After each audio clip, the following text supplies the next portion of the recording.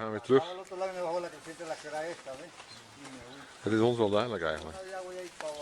Nou ja, wij geloven niet dat ze van het pad af is gegaan. Dat geloven we echt niet. Nee. Nee, precies. Zo stom is ze niet. Zo stom is ze niet. En je moet hier echt moeite doen om te gaan verdwalen. En dat gaan ze echt niet doen. Nee.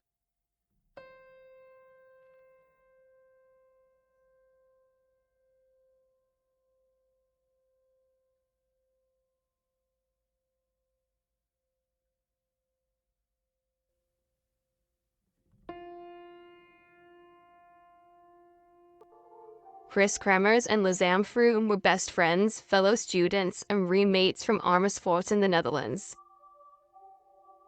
Lisanne Froon was a positive, intelligent, and passionate young woman. She was a keen volleyball player and loved the outdoor life. Kris Kremers was 21 and was described as a creative, reliable, and responsible girl. As well as living together, they worked together at the same restaurant. Being a year ahead of Kris, Lisanne had graduated with a degree in applied sciences from Deventer, and Kris had just finished her studies in cultural and social education, specializing in art education at the University of Utrecht. The girls had spent 6 months planning and saving up for a 6-week-long trip to Panama. This would be both a vacation and a chance to expand their skills and education. They planned on spending time hiking and enjoying the views, alongside volunteering with the local children, learning Spanish, and teaching the arts. This was an incredible opportunity for the young women, and they couldn't wait to get there. Kris and Lisanne boarded a plane from Amsterdam to Costa Rica, and from there they boarded a bus to Panama.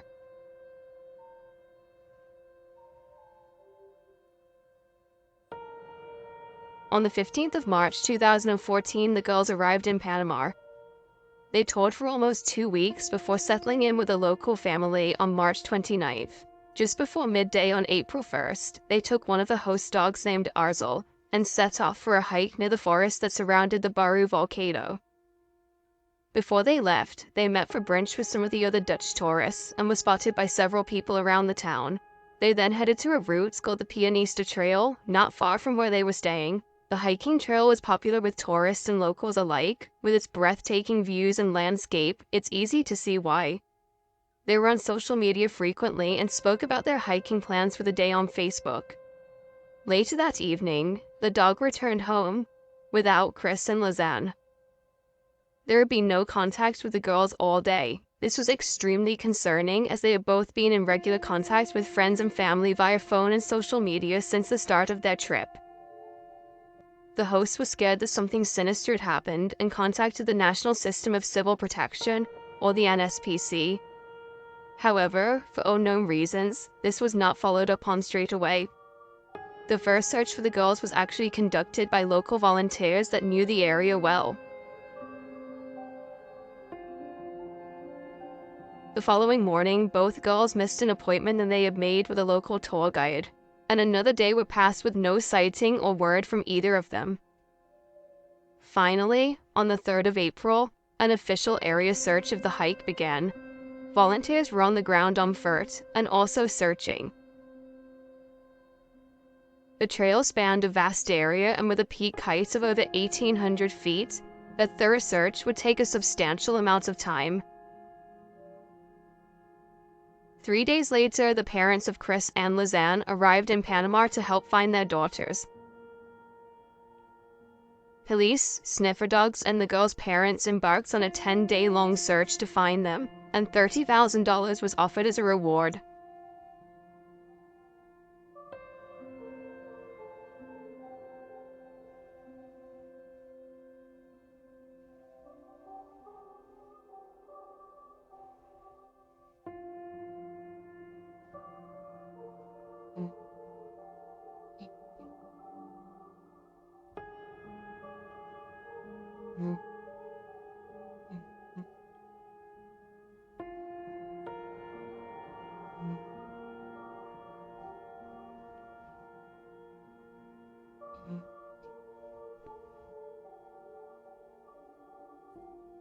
The girls' parents didn't believe they would have veered off the set path, and it just didn't make any sense to them.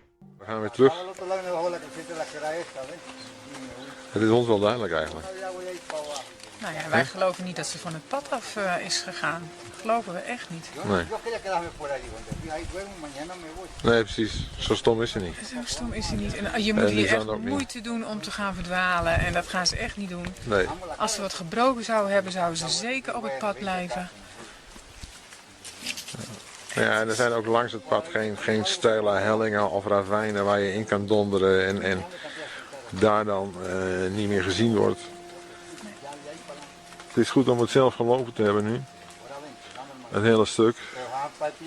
En we zien met onze eigen ogen dat je gewoon geen kant op kan als je op het pad loopt.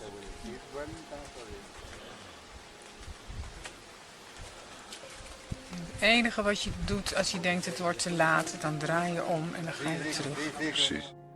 Although police and locals were searching the area, and the search moved quickly, nothing would turn up, and more questions than answers arose. For 10 weeks, the case was effectively cold until one of the locals found the first key piece of evidence on June 14th. A backpack, later identified as Lisanne's, was found along a riverbank in Alto Romero. This was around a 14-hour walk away from the trail that the girl had embarked on. The bag was in perfect condition. It wasn't wet or damp, and appeared to not have been damaged by the elements. The woman who found the bag said although she couldn't be sure how long it had been there, she was positive it couldn't have been there long, as she hadn't spotted it in the days before.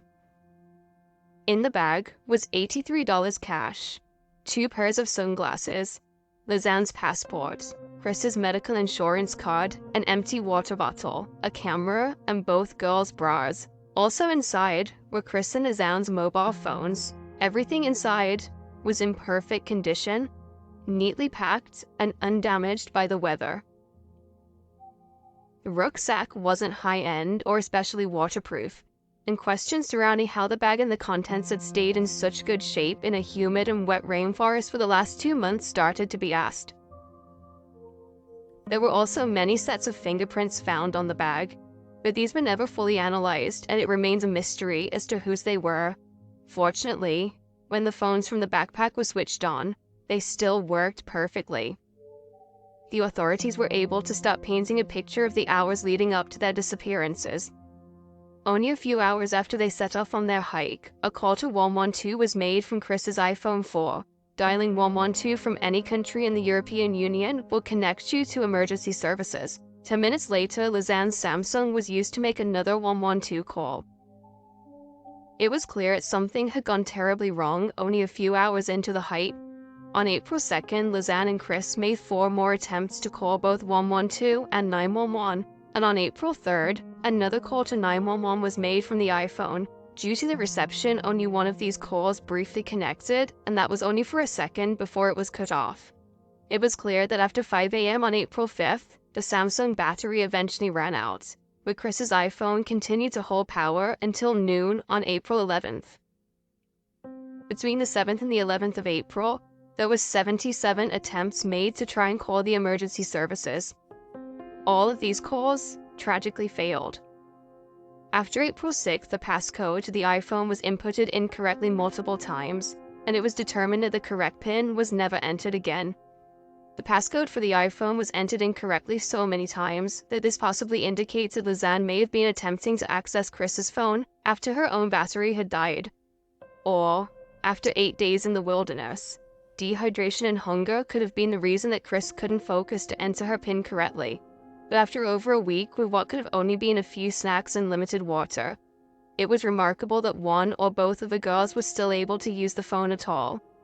On the 11th of April, the iPhone was turned on and then off for a final time at 11:56 a.m. The camera in the rucksack added more pieces to the mystery. At the beginning of their hike, they had taken a massive amount of photos of themselves overlooking the Continental Divide and happily following the trail. Nothing appeared out of place.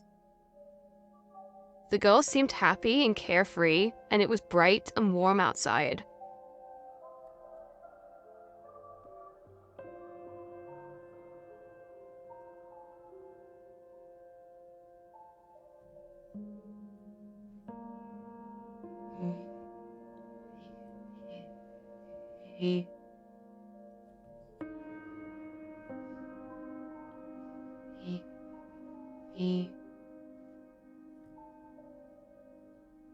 The final photo taken in the afternoon shows Kris heading down the trail. On April 8th, a total of 90 photos have been taken using the camera flash. These were all taken between the hours of 1 and 4 a.m. The majority were pitch black.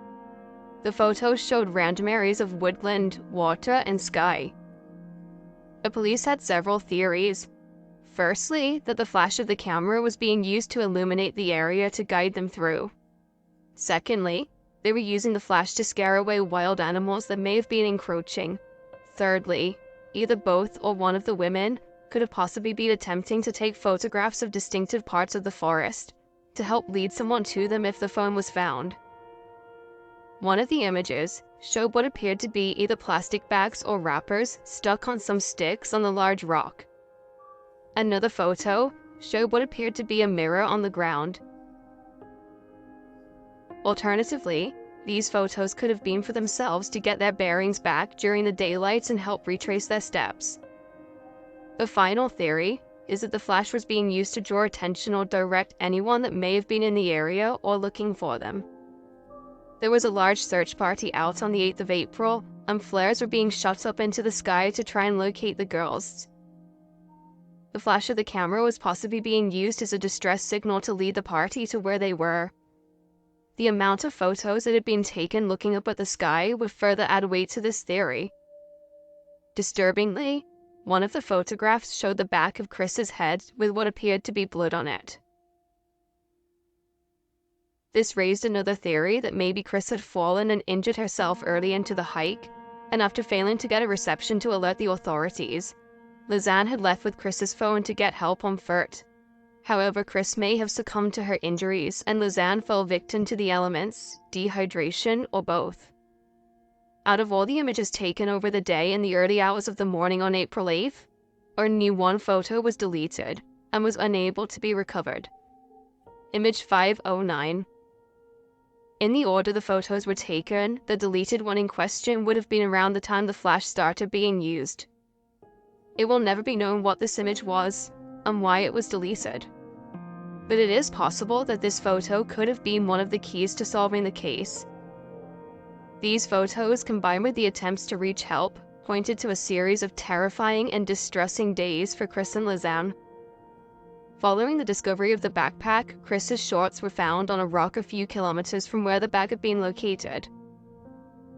There were inconsistencies surrounding how the shorts were found.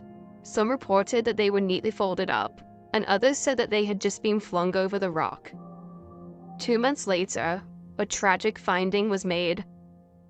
A human pelvis and a hiking boot with a foot inside was discovered. At least 33 human bones were found shortly after. They were scattered in different locations along the riverbank, almost a 12-hour walk away from where they were last known to have been. Suspected human remains and hiking boots found during the search for 2 young Dutch women have been confirmed to have belonged to the girls. 2 different types of shoes and bones were found last Thursday as search teams stepped up efforts to find the girls who disappeared while hiking in Panama. DNA tests concluded that these were the bones of Kris Kremers and Lisanne Froon. Kris's bones were bleached, presumably due to the conditions surrounding them. However, some people question whether or not the bleaching was down to the natural elements or was man-made. Among these bones, the police found the remains of 3 other unidentified people. The final and remaining searches were often hindered due to bad weather, and this also meant that using cadaver dogs drew a blank. Poor weather and lots of rain makes it incredibly difficult for dogs to locate and follow scents. People speculate to this day that the girls were met with foul play, killed along the hike, and their remains were scattered over a massive area. Killed by locals, kidnapped by a gang, and even murdered by cannibals are still among the theories on the internet today. But the police say they doubted any of these theories and foul play was ruled out. Although the full picture of what happened over those 11 long days will never be known, the police believe they have come to a few conclusions.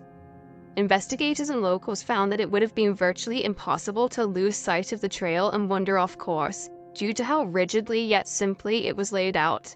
It was also a very popular tourist trail, so if something had happened along the way, it is very likely they would have been found and received help at some point. So, if the girls did choose to totally go off the trail, they would have had a reason for it, or deliberately taken a different turn as opposed to unnumbingly making a mistake. One part of the trail, however, was seen as a potentially hazardous spot, and if you leant over too far, there was a chance for someone to slip and fall over 40 meters into the riverbank below. If you followed that same river along, this was actually where a lot of the girls' bones were discovered.